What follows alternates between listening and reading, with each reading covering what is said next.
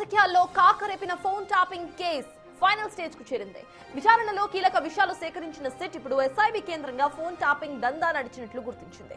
ప్రభాకర్ రావు నేతృత్వంలో daily situation report తయారు చేసినట్లుగా అధికారులు గుర్తించారు. కీలక నేతల ఆదేశాల ప్రకారం డిఎస్ఆర్ అమలు చేసిన ప్రభాకర్ రావు ప్రతిరోజు కూడా నివేదికలు తయారు చేసినట్లు గుర్తించారు. నివేదికలు అసలు ఎవరెవరికి పంపారు అనే దానిపై కీలక ఆధారాలను అధికారులు సేకరిస్తున్నారు.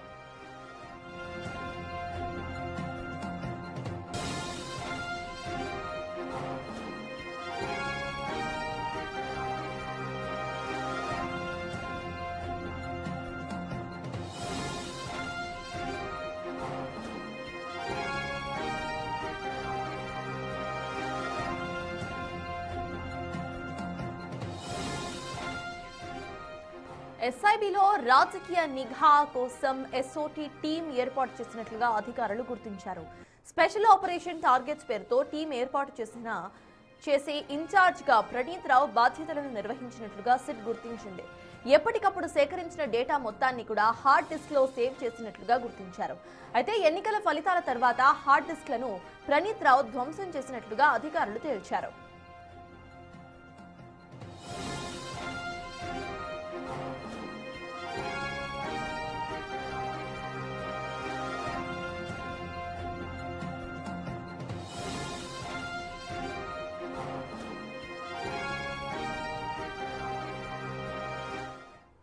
ఇప్పటికే కేసులో కీలక విషయాలు సేకరించిన సిట్ అధికారులు కేసులో మరింత దూకుడు పెంచబోతున్నారు.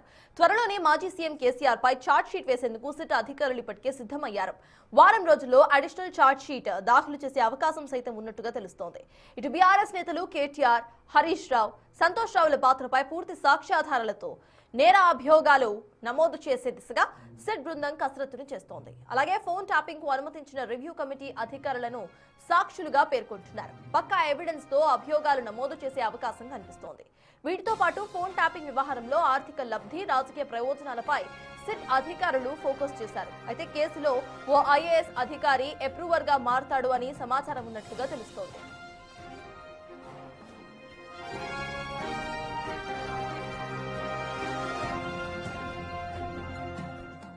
వాటికి ఇదే అంశంపై పూర్తి డీటెయిల్స్ మా ప్రతినిధి సురేష్ అందిస్తారు. సురేష్ చెప్పండి, ఇటు ఫోన్ ట్యాపింగ్ కేసుకు సంబంధించిన లేటెస్ట్ అప్డేట్స్ ఏంటి సురేష్? అంటే సిట్ ఏర్పాటు చేసిన తర్వాత కీలక అంశాలు, ఆధారాలు ఇవన్నీ కూడా సేకరించినట్టు తెలుస్తుంది. అందులో భాగంగానే ఎస్ఐబిలో స్పెషల్ ఆపరేషన్ టీం నిర్వహించినటువంటి ప్రణీత్ రావు డైలీ రిపోర్ట్ని తయారు చేసి ఆ రిపోర్ట్ని పలువురికి అందించినట్టు సిట్ అధికారులు ఇప్పటికే గుర్తించడం జరిగింది. వాటికి సంబంధించిన ఆధారాలన్నిటిని కూడా సేకరించారు. అయితే ప్రణీత్ రావు టీము రికార్డ్ చేసినటువంటి డైలీ రిపోర్ట్ని ఎవరెవరికి అందించాడు, ఏ విధంగా అందించాడనే దానికి సంబంధించే ఆధారాలు సేకరిస్తున్నట్టు తెలుస్తుంది. అందులో భాగంగా ప్రభాకర్ రావు ఎలాంటి డైరెక్షన్స్ ఇచ్చేవాడు, ప్రణీత్ రావు ఈ స్పెషల్ ఆపరేషన్ టీంనంతా కూడా పొలిటికల్ నిఘా కోసం ఏర్పాటు చేసి ఎవరెవరి ఫోన్ నెంబర్లను ట్యాపింగ్ చేయాలి, ఆ ట్యాపింగ్ చేసిన తర్వాత డైలీ రిపోర్ట్ని ఎవరికి ఇచ్చాడనే దానికి సంబంధించి ఇప్పుడు సిట్టు లోతుగా దర్యాప్తు చేస్తుంది. ఇప్పటికే కేసీఆర్, హరీష్ రావు, కేటీఆర్, సంతోష్ రావులను కూడా విచారించింది కాబట్టి ఇక తుది దశకు ఈ కేసు వచ్చినట్టుగా భావిస్తున్నారు. అందులో భాగంగానే సిట్టు దూకుడుగా విచారణ కూడా చేస్తుంది. ఇక వారం రోజుల్లో అడిషనల్ ఛార్జ్ షీట్ కోర్టులో దాఖలు చేసేందుకు సిద్ధమవుతారు తెలుస్తుంది. అయితే ఛార్జ్ షీట్లో కేసీఆర్ పేరును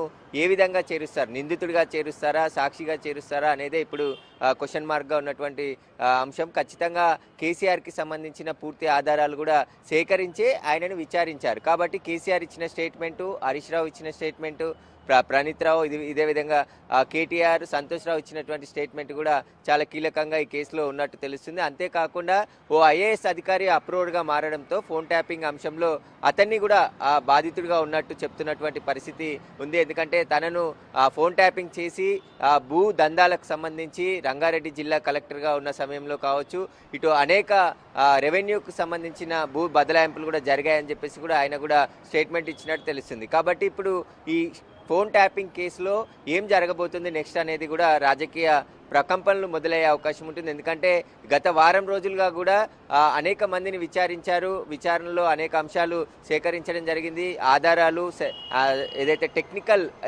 ఎవిడెన్స్తో పాటు ఏవైతే ధ్వంసమైన ఆధారాల నుంచి కొంత సమాచారాన్ని రీట్రీవ్ చేసినట్టు తెలుస్తుంది. కాబట్టి వీటన్నిటిని కూడా ఛార్జ్షీట్లో మెన్షన్ చేయబోతున్నట్టు తెలుస్తుంది. అంతేకాకుండా ప్రభాకర్ రావు, శ్రవణ్ రావు వీరిద్దరు కూడా కేసు నమోదైన తర్వాత అమెరికాకు పారిపోయారు. ఆ తర్వాత సుప్రీంకోర్టు డైరెక్షన్తో ఇండియాకు వచ్చారు. కాబట్టి వారి స్టేట్మెంట్ కూడా రికార్డ్ చేశారు. ఇందులో ప్రభాకర్ రావుని 14 రోజుల పాటు కస్టడీలో విచారించారు.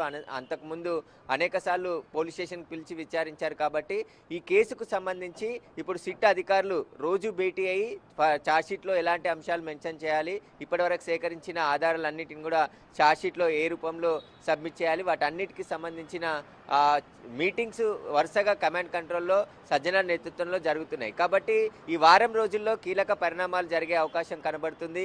ఇక కొన్ని అరెస్టులు కూడా జరిగే అవకాశం ఉంటుందని చెప్తున్నారు. కానీ ఇంకా సిట్ అధికారులు అయితే కన్ఫర్మ్ చేయట్లేదు.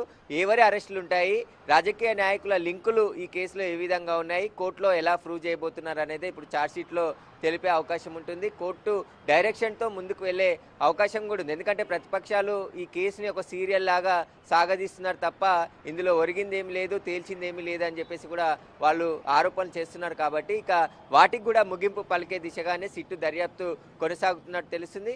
అంతేకాకుండా ఎస్ఐబి కార్యాలయంలో ప్రణీత్ రావు స్పెషల్ టీమ్గా ఏర్పాటు చేసుకొని అక్కడ సేకరించినటువంటి ఫోన్ ట్యాపింగ్కి సంబంధించిన ఆధారాలన్నిటినీ హార్డ్ డిస్క్లో కాపీ చేసి ఆ హార్డ్ డిస్క్లని ఎవరికి అందించాడు, ఎవరెవరికి ఏ రూపంలో ఎప్పుడెప్పుడు ఇచ్చాడనే దానికి సంబంధించే కొంత సమాచారాన్ని సిట్ సేకరించినట్టు తెలుస్తుంది.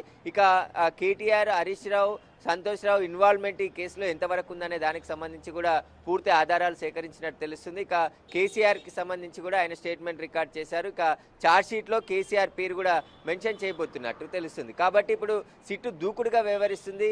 దాదాపు 9 మంది అధికారులతో ఐపీఎస్ అధికారుల నేతృత్వంలో సిట్ని ఏర్పాటు చేయడం జరిగింది. దానికి సజ్జనార్ని చీఫ్గా నియమించి కేసుని త్వరగా విచారించి కేసుని ఫైనల్ ఛార్జ్షీట్ కోర్టులో దాఖలు చేసి కేసు ఇక కోర్టులో ట్రయల్ జరిగే విధంగా చూడాలని చెప్పేసి కూడా ఆదేశాలు వచ్చినట్టు తెలుస్తుంది. అందులో భాగంగానే వరుసగా విచారణలో అవసరమైనటువంటి వారి స్టేట్మెంట్లు, వాటన్నిటికి కూడా సాక్షుల స్టేట్మెంటు, బాధితుల స్టేట్మెంటు, ఇప్పుడు ఆరోపణలు ఎదుర్కొంటున్నటువంటి రాజకీయ నాయకుల స్టేట్మెంట్ కూడా రికార్డ్ చేశారు. కాబట్టి ఇక అడిషనల్ ఛార్జ్షీట్లో సిట్టు ఏం మెన్షన్ చేయబోతుంది అనేది ఇప్పుడు ఉత్కంఠగా మారినటువంటి పరిస్థితి ఉంది.